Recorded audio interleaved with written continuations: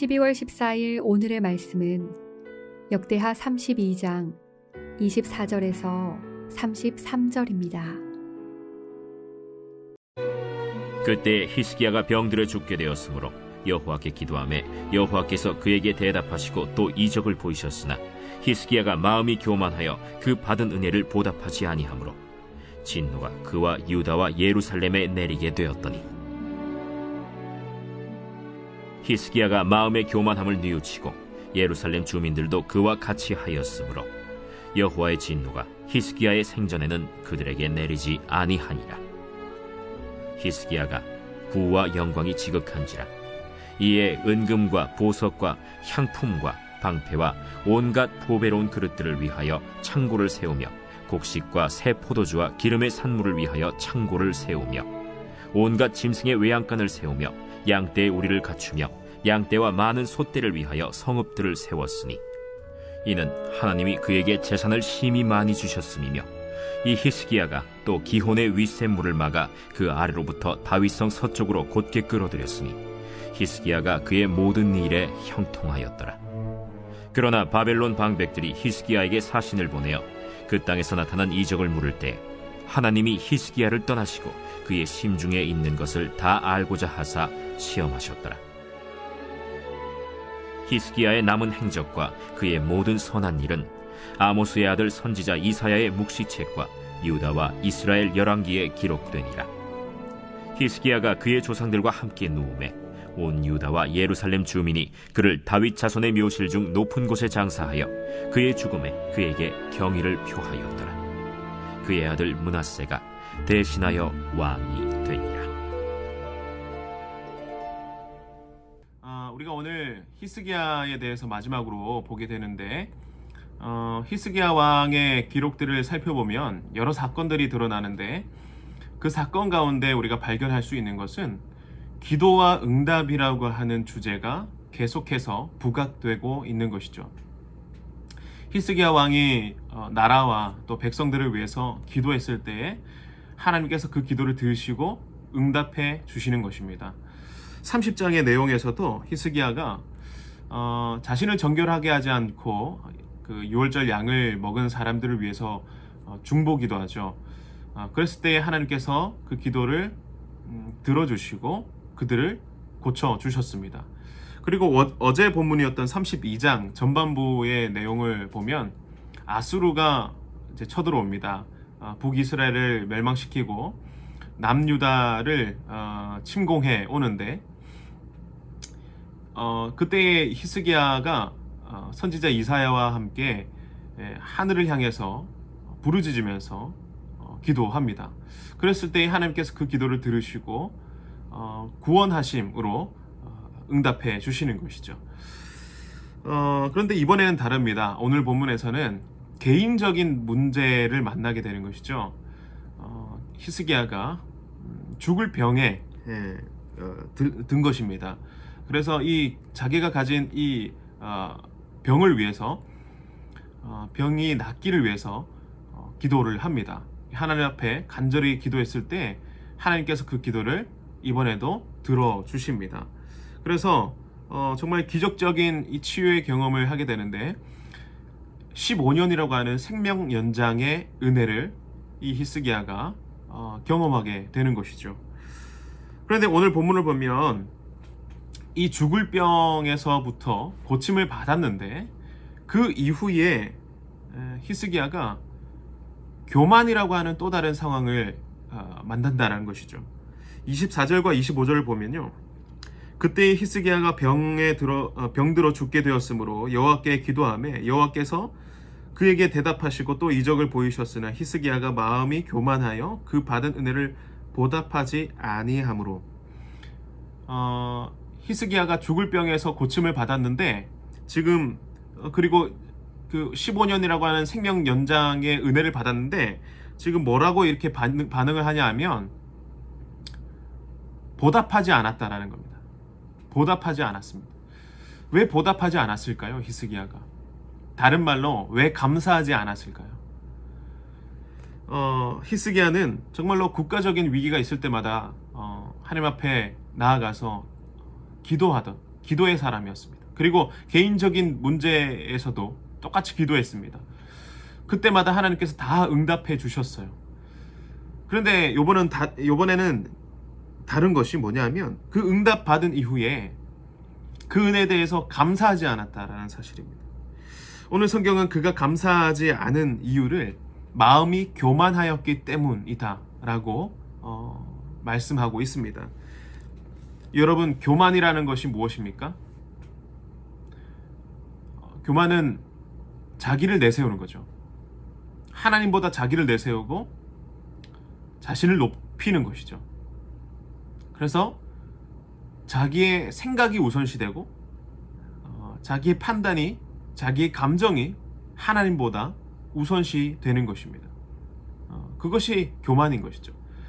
그런데 이 교만의 속성 가운데 하나는 뭐냐면 해야 할 마땅한 도리를 하지 못하도록 만드는 것이 바로 교만이라는 겁니다.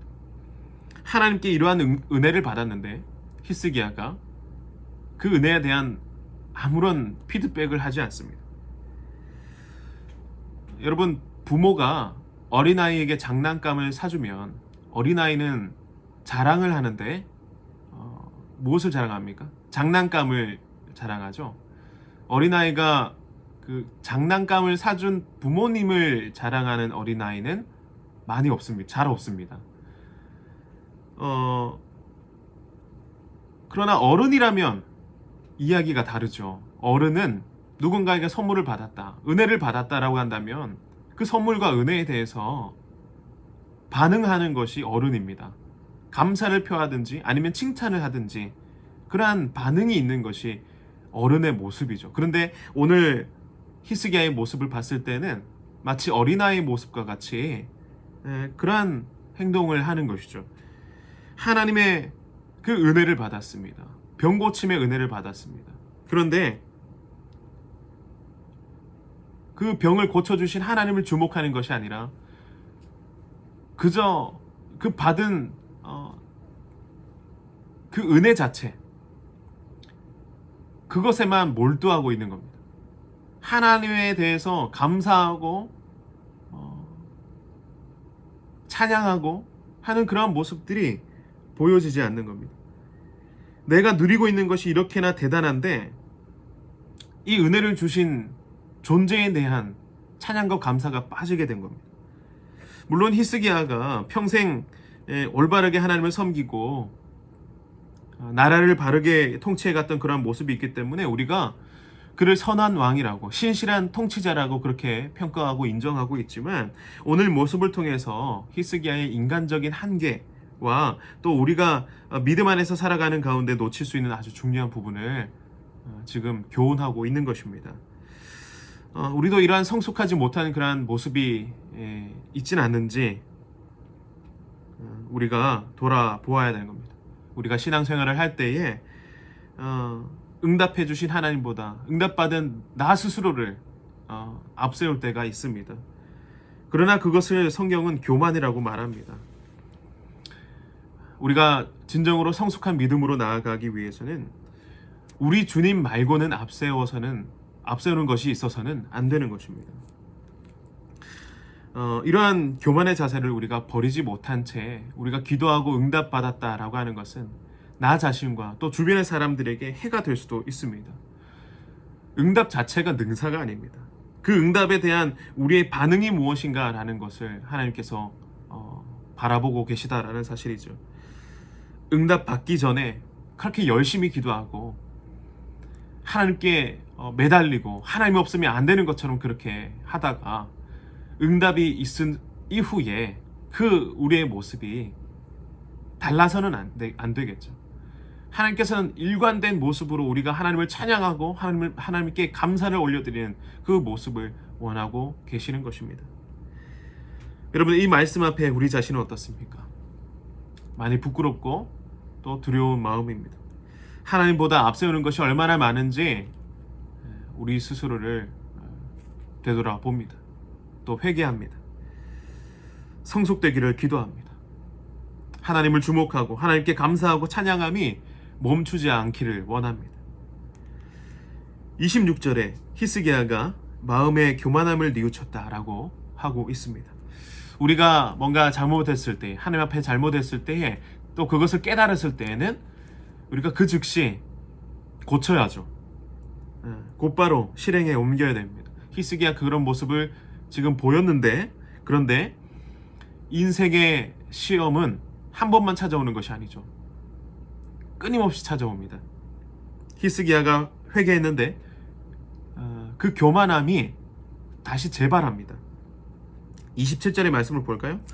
히스기야가 부와 영광이 지극한지라 이에 은금과 보석과 향품과 방패와 온갖 보배로운 그릇들을 위하여 창고를 세우며, 히스기야의 부와 그 영광이 대단했어요. 하나님께서 주신 것이죠.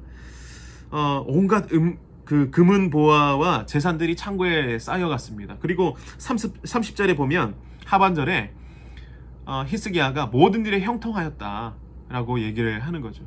이 하나님의 엄청난, 누구도 경험하기 쉽지 않은 그런 은혜들을 지금 이 히스기야가 경험하고 있는 겁니다. 누리고 있는 겁니다. 그런데 이때에 히스기야가 죽을 병이 나았다, 그가 형통하더라 라고 하는 소식을 듣고 이 바벨론에서 방백들이 그 소식을 듣고 그 사신들을 보냅니다.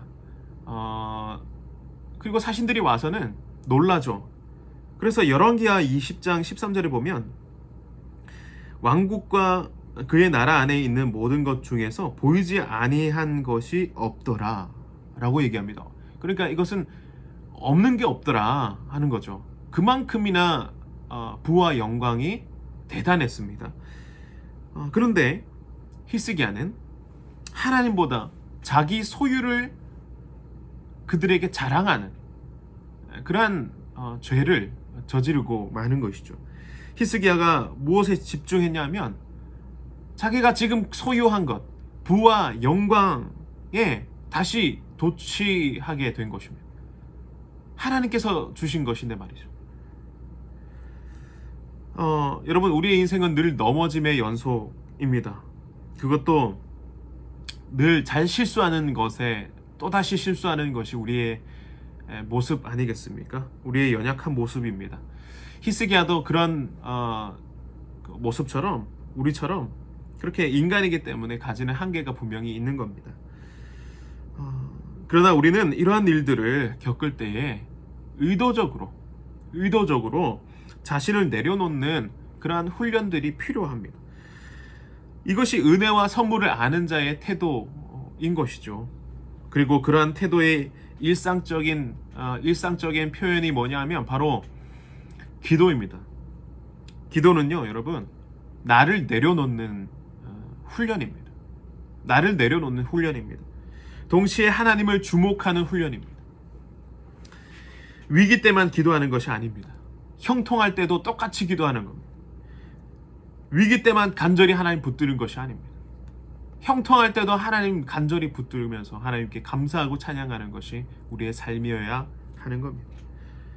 여러분, 늘 그러기 위해서 기도를 우리가 해야 되는 것입니다.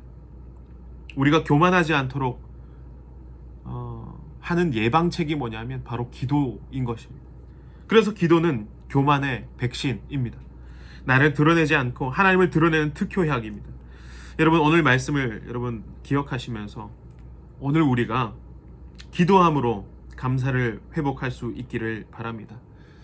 하나님의 은혜를 매일마다 경험하기를 원합니다.